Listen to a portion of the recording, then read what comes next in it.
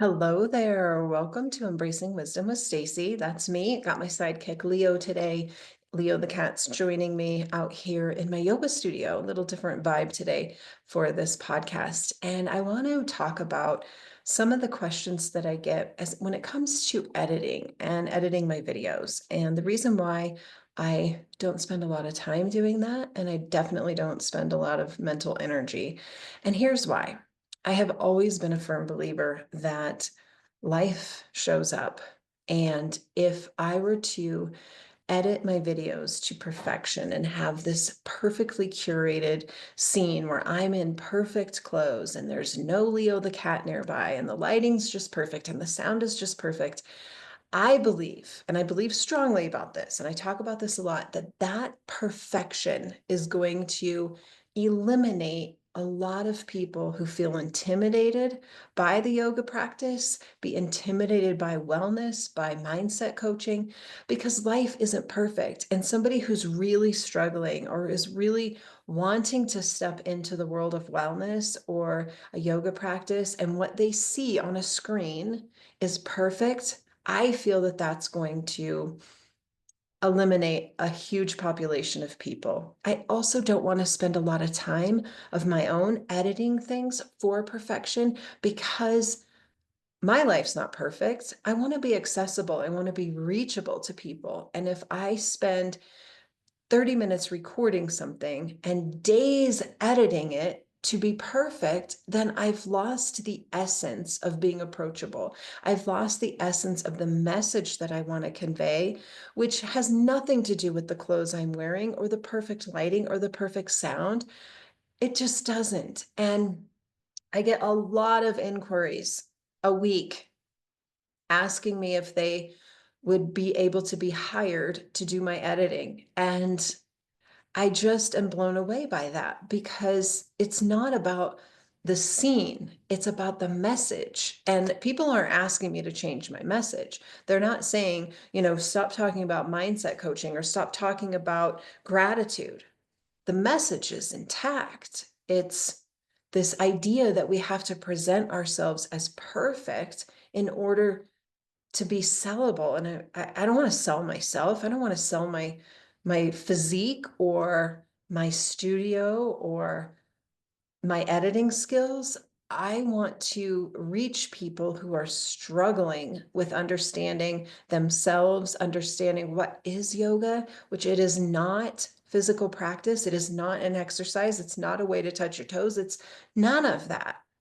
But if I focus on the physical, visual aspects of the practice, I am so far out of alignment with how I want to show up in the world. I am out of alignment with the teacher I want to be, the teacher that I am. I just won't do it. So, yes, my videos could probably be edited to be better.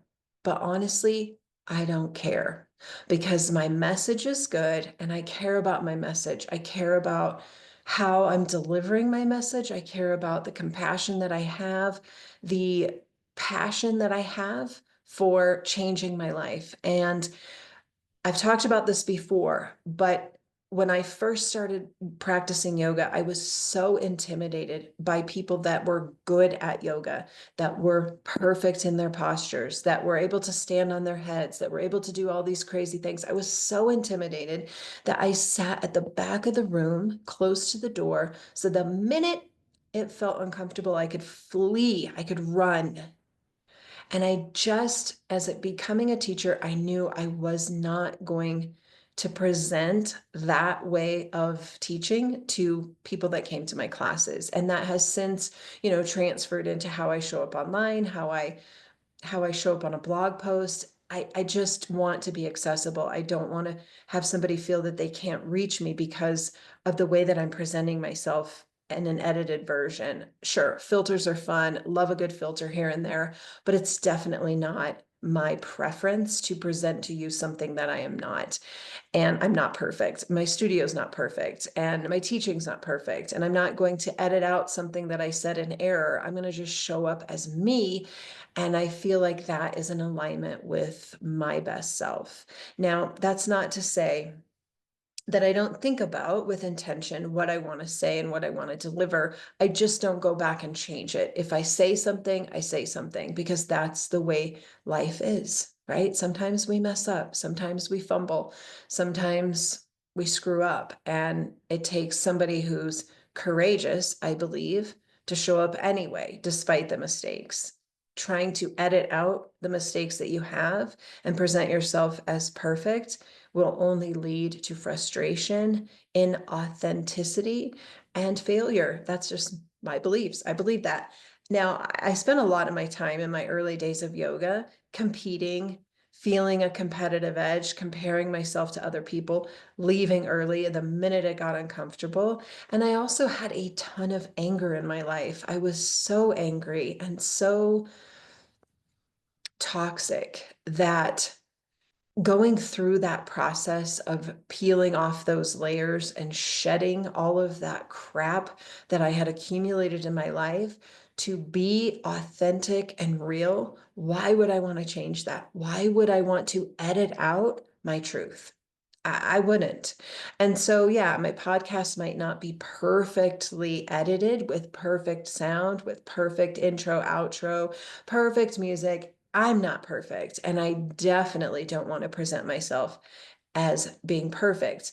And, I've always joked about this. And it's kind of like, what? I've never been on a dating site, but I would guess that on a dating site, you pick your best picture to put there.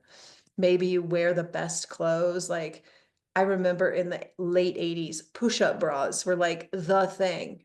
And I'm like, well, what happens when you go out on this hot date and you got to take the push-up bra off and everything falls? Like, false representation. I'm not going to wear a push-up bra because when I take it off, I'm not going to be pushed up. And so it's just kind of a silly example of being authentic, being who you are.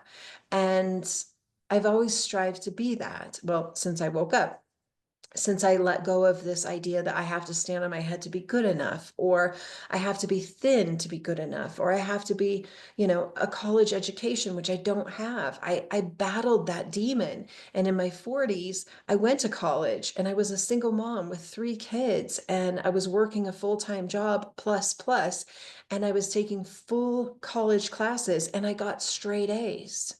I never got a degree, but I proved to myself that I could.